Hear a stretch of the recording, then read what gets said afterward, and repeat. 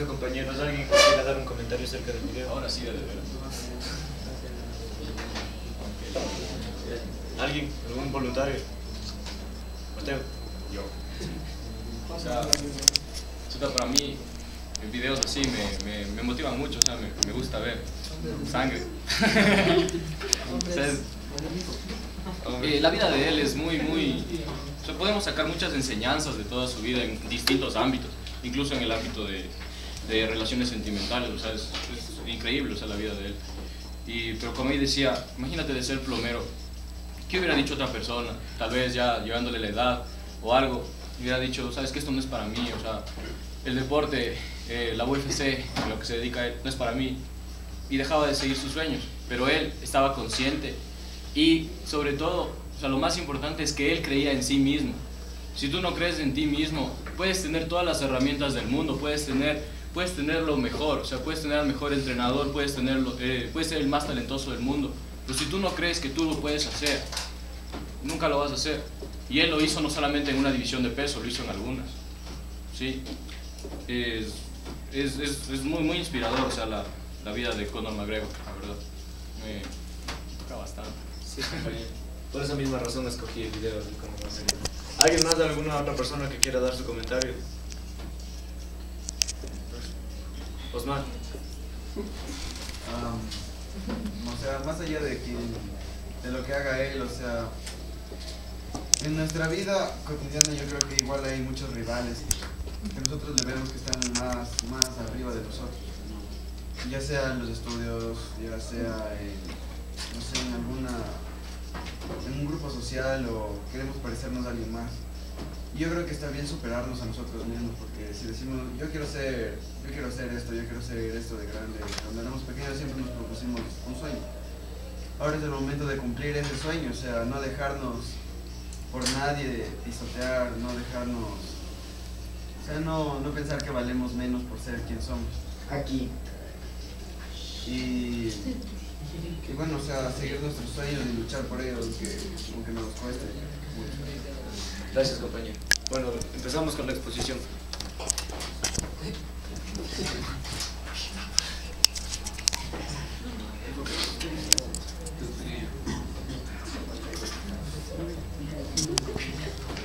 Bueno, nuestro tema es el aprendizaje de servicio en la educación física. La práctica en el aprendizaje de servicio. Tradicionalmente, es fácil reconocer dos áreas diferenciadas en el ámbito del conocimiento, teoría y práctica. Autores como Riley en 1967 describen una relación recíproca entre ambos, entre la teoría y la práctica, sin establecer diferencias de jerarquía, es decir que tanto la teoría como la práctica llevan el mismo nivel de importancia. Siguiendo con esta conceptualización, al hablar sobre el modelo educativo, cientifista en el ámbito de la educación, Tinning 1992 comenta que la educación es una ciencia aplicada cuyos problemas deben ser resueltos por medio de la comprobación y generalización empírica, dentro de un paradigma tradicional de investigación, llevada a cabo por los expertos científicos cuyos trabajos guiarán a los prácticos en la enseñanza para obtener mejores resultados de la misma. Es decir que todo trabajo práctico va a conllevar obligadamente un buen trabajo de investigación. Este modelo establece una clara diferencia entre la teoría y la práctica, entre los teóricos poseedores y creadores de conocimiento, es decir, los científicos alojados en los centros universitarios, y los prácticos de la enseñanza que se consumen entre niños y tiza. Esta visión fragmentada del conocimiento lo separa en materias y disciplinas, lo que nos impide ofrecer una visión global de la realidad de los problemas, cuya expresión exige vínculos entre saberes y aproximaciones interdisciplinares. Concordamos entonces con Fraile y Hernández Álvarez en el 2006 al decir que el campo de conocimiento de la educación no es nada sin el conocimiento práctico, ya que no se respondería a la demanda social. y que la teoría y la práctica deben ir siempre unidas de la mano. Compañeros, creo que, o sea, a mi parecer es muy beneficioso que desde el primer semestre ya nos den práctica preprofesional con más que sea de observación. ¿Por qué? Porque ya nos como que nos están acostumbrando al ámbito o al ambiente que vamos a tener que llevar nosotros. Hace 2 mallas curriculares yo recuerdo que no nos daban a nosotros de práctica preprofesional ni visitas a colegios ni nada. O sea, creo que debemos aprovechar que desde el primer semestre ya están ayudándonos como que ya a ambientarnos a la vida profesional que se nos viene. Continuando con la exposición, vamos a ver el siguiente punto: el aprendizaje servicio en la educación física, un modelo a considerar y generalizar. ¿Ya? Francisco, ayúdame a pasar la diapositiva. El aprendizaje... Aún no. Gracias. El APS o el aprendizaje servicio está en disposición de ofrecer a la educación física una visión conjunta de teoría y práctica. En todo proyecto deben estar presentes. Sabemos que, si bien es cierto, nosotros venimos a estudiar y es necesaria, muy necesaria se podría decir, la teoría, pero como nosotros hemos vivenciado, no basta con saber que nosotros tenemos que poner las manos en esta posición para hacer una media luna, pues muchas veces hay más factores que influyen en esto, ¿no es cierto? Una primera fase de formación científica médica y la fase propia de educación de servicio, esto dice de la Cerda y otros autores en 2009. Estas fases cubrirán las necesidades de conocimiento teórico y conocimiento práctico propias de la materia.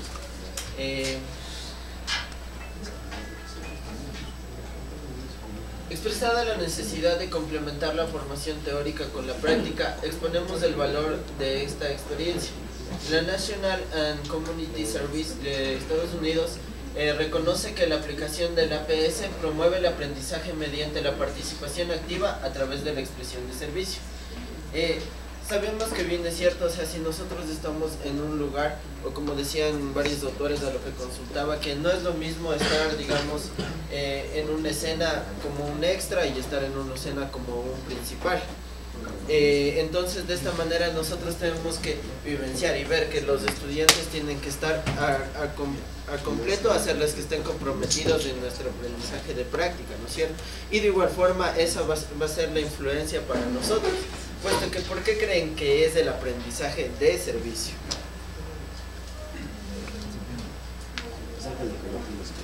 Ya, para ayudar. ¿Para qué otra cosa más? ¿Por qué otra cosa más? Para servir a la sociedad. Para colaborar. Exactamente, este aprendizaje nos sirve, como dicen ustedes, para ayudar, para servir. Pero ¿de qué forma? Porque nosotros aprendemos a servir desde un inicio, como bien ya lo dijo nuestro compañero. Este aprendizaje se utiliza en las prácticas que nosotros hacemos, porque nosotros vamos de servicio. Si es que en algún momento a nosotros nos piden que les ayudemos con A o B cosa, tenemos que estar al tanto de las cosas que están haciendo ellos para que nosotros seamos de servicio para el lugar en donde estamos prestando y nos están prestando la ayuda, ¿no es cierto? Por otra parte, Martín en 2009 expone que uno de los elementos pedagógicos característicos del aprendizaje de servicio es el aprender a partir de la experiencia. Como bien lo hemos hecho, o sea, lo hemos vivenciado nosotros mismos, ¿no es cierto? Argumentos que otros autores utilizan para justificar el servicio como medio de aprendizaje, el servicio como práctica de aprendizaje. En el ámbito de la educación física, muchos autores han definido y reflexionado sobre la importancia de la práctica, como por ejemplo Jimeno y Grondini, que ellos describen al aprendizaje del movimiento en la educación física en 3 dimensiones. Educación física sobre el movimiento, educación física a través del movimiento y educación física en movimiento. Obviamente esto no quiere decir que todo en la educación física va a tener que ser en movimiento, pues sabemos, y si bien es cierto, con bases científicas lo decimos que tenemos que aprender primeramente fisiología, anatomía y todas las materias relacionadas a esta para saber cuál es la forma correcta de realizar un movimiento, si no se podría tener con ninguna de estas tres, ¿no es cierto? En estas consideraciones defienden la utilización del APS como estrategia metodológica apropiada para la educación física, no solo por ofrecernos una formación teórica práctica integral, sino por el valor añadido de brindarnos la posibilidad de practicar en una práctica real, pues. Como veremos a continuación, la influencia del entorno y contexto ha aumentado el valor educativo de la experiencia. Esto es más o menos una breve bocas de lo que vendrá en la siguiente exposición, ¿no?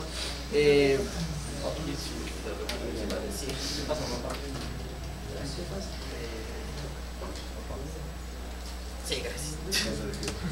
A continuación ven las preguntas. Les iba a decir algo, pero me olvidé. ¿Alguna pregunta que tengan, chicos? Chicos, hello, ¿alguna pregunta? No. Bueno, nosotros les preguntamos. La primera pregunta es, ¿cómo se llama el modelo educativo según Tinning? A ver, dijeron Sorte, entonces te la la B. No. Dimensional. ¿Sandy? Ya dijo, Partiendo de esta pregunta, ¿por qué topamos este punto? ¿Cuál es? Es la A. Es la A, cientifista. No estaba nada. Para los que estaban prestando atención, ¿por qué topamos este modelo si estábamos hablando primeramente de aprendizaje-servicio? ¿Por qué creen? Porque eso es importante ya que son las bases para el que es aprendizaje y servicio. Exactamente, justamente explicábamos que el cientifista es el que parte para dar ¿cómo se diría? Una diferenciación entre lo que es el teórico y práctico, ¿no es cierto? Sin embargo, decía él mismo que esta diferenciación tiene que hacérsele valer de igual forma, ¿ya? Y como siguiente pregunta, ¿cuál es la descripción de la triple dimensión de la educación del movimiento en la educación física? A. Educación sobre la práctica del movimiento, educación a través del movimiento y educación en movimiento. Educación sobre práctica del movimiento, educación con movimiento progresivo, educación en movimiento. C. Educación educación con movimiento progresivo, educación a través del movimiento y educación en movimiento subdimensional. O educación sobre el movimiento, educación a través del movimiento y educación en movimiento. Dale, no, es tu turno, Flavio, no es tu momento. Sí. No me bajes a abrazar. Muchas gracias, compañeros. Si no tienen alguna pregunta, La fase acuática es hermano. gracias. Regresa a la fase acuática. Se acaban los minutos, no hay 12 minutos. 12 entonces. Si no sé.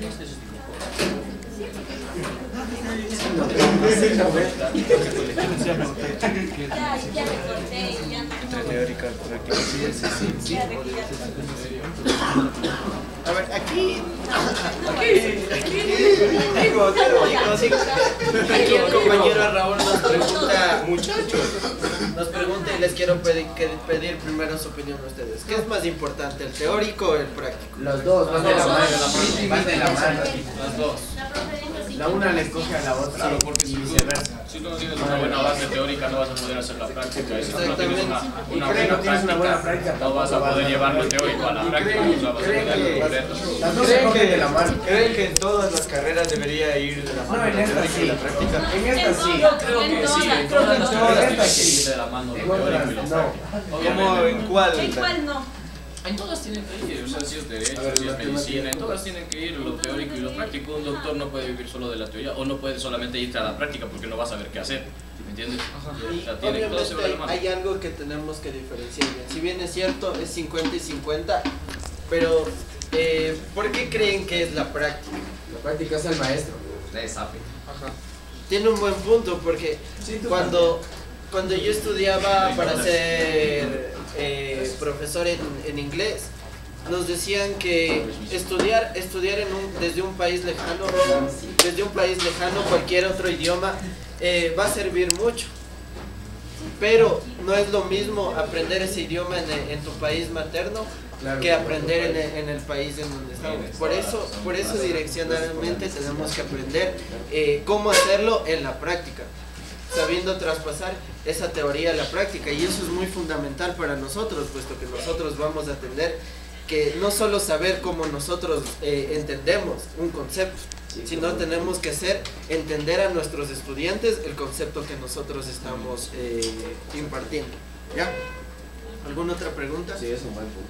¿Algún otro comentario? Sí, es compañeros? un buen punto porque hay que tomar en cuenta que tú puedes saber todo, completo, al revés del derecho en lo teórico, pero si tú no puedes transmitir a tus alumnos o no sabes cómo hacer llegar esa información a ellos, no te van a entender. Y ahí, pues, siguiendo un indicador de evaluación de las fichas del PIS, en la parte que dice el docente, me parece que dice si el docente se hizo entender algo así parecido, tendrías una baja calificación, porque, o sea, tienes el conocimiento pero no puedes ponerlo en práctica, es lo mismo que nada. Vaya. Gracias, compañero. Algo que acotar, por ejemplo, yo sé natación, pero a mí nunca me dieron lo teórico. Yo llegué acá sin saber nada de lo teórico, las bases de cada estilo. Yo solamente sabía los estilos. Es por esa la razón que tenemos que saber lo teórico y práctico a la vez. Ya. Entonces, aquí va una pregunta para ti. ¿De qué te ha servido saber lo más lo teórico? Lo teórico. Para mejorar. Porque cuando tú enseñas a alguien, básicamente, ya como profesor, tú le dices, por decir, tirón, alón, elevación, empuje, ya, para hacerlo fácil. Porque si no, tú, ¿qué haces? Estira los brazos, baja, alza, intenta alzar en 90 y recupera el brazo. O sea, ya no es tan teórico, no es tan científico, lo que tú dices no tiene tanta validación. Ponte a un niño pequeño, obviamente, es como que alza el bracito, mueve la silla. Pero a una persona ya más adulta o más grande, esa fundamentación teórica hace relevante tu conocimiento hacia lo que tú estás impartiendo. Sí, Mateo. Claro, y viéndolo también del punto como deportista, como Flavio, o sea, si tú no sabes la parte teórica, no sé, los fundamentos de algún deporte, o incluso la reglamentación, tú vas a ser un atleta o un deportista que va a estar en desventaja frente a alguien que sí sepa la reglamentación. Un ejemplo, en cualquier deporte, si es que tú tienes bien en claro la reglamentación que está vigente, tú vas a saber, por ejemplo, como decimos nosotros, pelear con el reglamento a favor tuyo. En cambio, si tú no sabes y te sancionan por alguna cosa, tú no vas a saber por qué, ¿me entiendes? Incluso hasta puedes jugar con eso. Pero si es que tienes bien claro la teoría, viéndonos en esa parte. También en la parte de técnica, o sea, todo el momento, por ejemplo, en natación, si nosotros sabemos bien lo que es fase acuática, fase aérea, tracción, todas esas cosas, eso en nuestro subconsciente al momento que hacemos la práctica, eso va a quedar marcado si es que lo hacemos bien, o sea, lo repasamos bien, y va a contribuir a que nosotros hagamos una mejor técnica por nosotros mismos. Por ejemplo, digamos, Flavio es un muy buen nadador. Sí, guapo también. Y digamos, él puede ser muy buen nadador, pero si hay una competencia y el resto de nadadores tienen la técnica estudiada de cómo ingresar las manos al agua para no hacer mucha resistencia, y Flavio no sabe eso, por ahí también va a estar en desventaja. ¿Por qué? Porque la teoría debe haber estudiado del por qué la mano tiene que entrar así, y por qué si la mano no hace mucha burbuja al entrar hay menos resistencia, etc. Entonces, si Flavio, perdón que te tome como ejemplo, pero si Flavio tomara muchísimas cosas más en cuenta de la teoría, podría mejorar su técnica a la práctica. Por eso entonces yo también concuerdo en que la teoría, como decía la exposición, siempre debe ir tomada de la mano con la práctica. Otro punto también importante de tomar dentro de esto es que nosotros vamos a saber cuándo es que un estudiante nuestro está propenso a realizar un movimiento malo y que se pueda lastimar a sí mismo. Yo desde que tenía unos, 10 años o 9 estudié danza. Y en la danza los movimientos tienen que ser exactos, porque cuando nosotros nos paramos en puntas de pie y no tenemos el suficiente soporte o equilibrio en los pies, podemos lesionarnos. Justamente esa era una parte muy delicada que he visto en el deporte que yo practico, porque o sea, las lesiones siempre he visto que tienen también en esta parte de aquí. Exactamente, cuando yo era pequeño, o sea, no sabía lo que era un calentamiento, y generalmente nosotros llegábamos con todos los chicos, los niños, directamente a hacer la actividad, ¿ya? Justamente por eso es necesario saber la teoría, para qué sirve el calentamiento y qué movimientos es lo que tenemos que realizar, porque no es un calentamiento general para todas las actividades que vamos a realizar, ¿no es cierto? Sí. ¿Alguna otra cosa que puedan acontarnos? ¿Algún otro comentario? Sin nada más que decir, damos terminado nuestra exposición. Muchas gracias.